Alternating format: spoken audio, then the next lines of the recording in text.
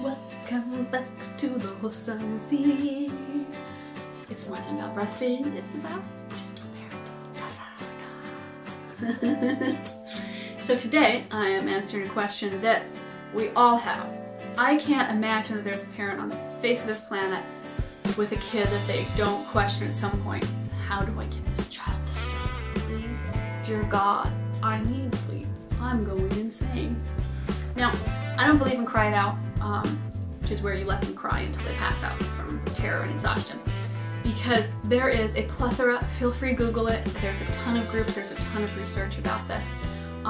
The effect that cry it out has on a developing brain is really horrific. It's super bad for children. And I always ask a parent if I know them well enough when we're talking about it. You know, and they'll question my sleep methods and I'll talk to them about theirs.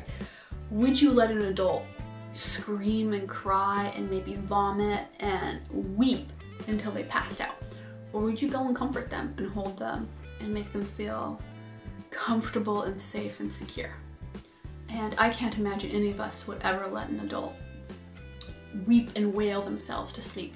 And I don't understand why then we would let little children that have even less processing ability and understanding of the situation to go through that. So I think it is not my technique. I totally understand how parents get to the point where they need to cry it out. I have been so tempted to do that, but I can't abide by it. I really don't think it's right.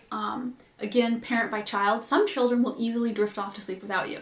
I'm not saying that's bad at all, not at all. Different children need different amounts of hugs and cuddles and breastfeeding before bed. Some of them will happily and sleep better without you harassing them as much.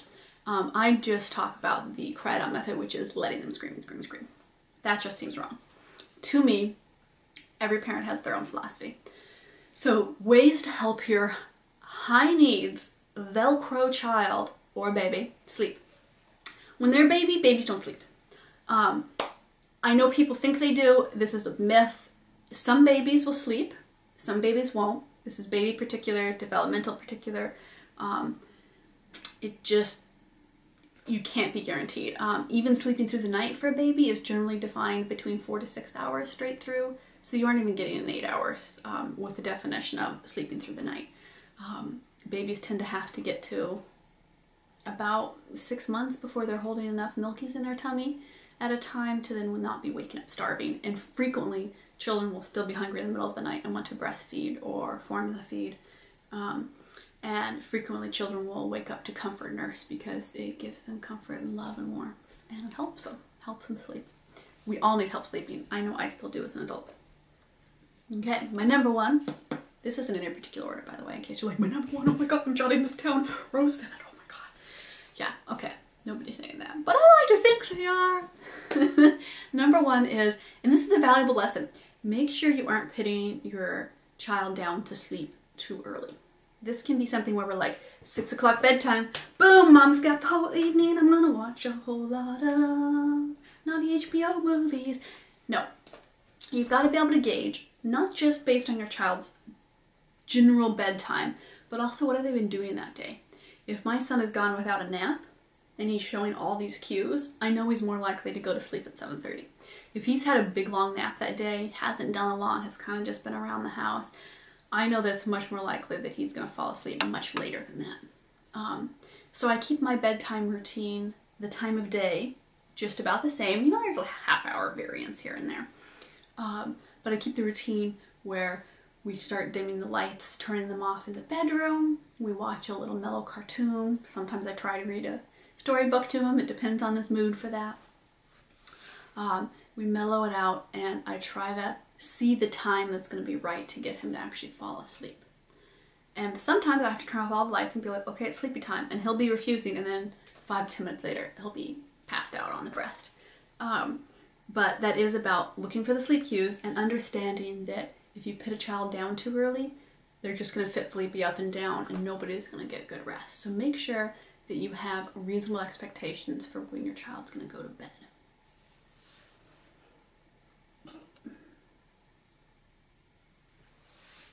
This is one of those things that a lot of older generation people will argue with and be like, take away their naps, don't let them have any naps, make them be totally exhausted by bedtime. And any of you mamas or daddies out there know that that's not true. It just creates a monster. A horrible monster that will suck out your soul, stomp on your brains, and destroy your house. Sleep begets sleep. It just does. A toddler or a child that gets the adequate amount of naps throughout the day, not too many, not too few, is just as likely to sleep as an overtired baby. And get this, they're actually more likely to sleep. When they're overtired, it can be much harder for them to settle and actually fall asleep. So making sure that you aren't cutting out naps before they're ready is really important to make sure that they're actually going to go to sleep during their bedtime. That is a vital one. You can shorten naps. You can try to divide them up depending on your child's age. Play with that. See what works with your schedule and with your child's need for sleep. And that is individual to each child. But remember, sleep begets sleep. Don't take away naps before they're ready. And please, dear God, don't take away my nap. I need my 10-minute power nap in the afternoon. I do. Please. So, I have a little secret tool in my arsenal for when very naughty biscottis will not go to sleep at night. I have a light projector. Oh no, mamá te dio, por favor.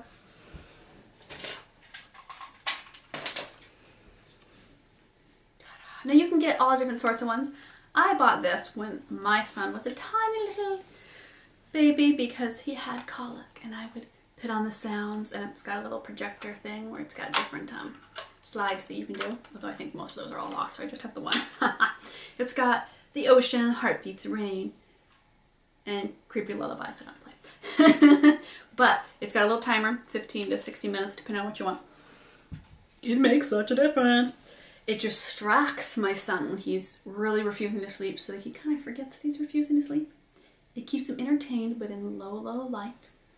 And when it shuts off, we've had the discussion, well, it's tired, it's bedtime, it's gonna sleep, you should sleep too. Now, there's no magical pill that makes your child sleep. No, don't give your child drugs. I'm just joking in case somebody's like, oh my God, she's suggesting drugging your children. Don't drug your children. People have no sense of humor.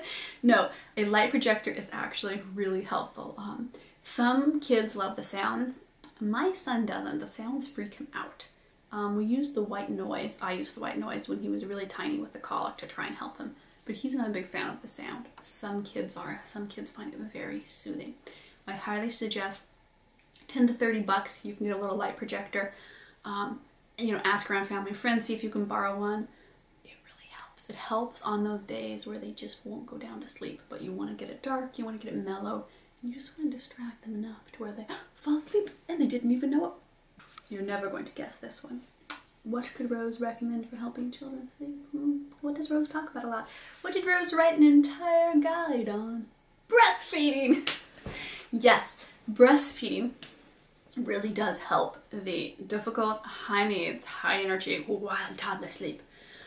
Not only is breastfeeding comforting and soothing and helps them have a secure attachment to their mother, which then lets them have less separation anxiety and lets them sleep better, but breast milk actually changes throughout time of day and has different chemical reactions to your little child's system.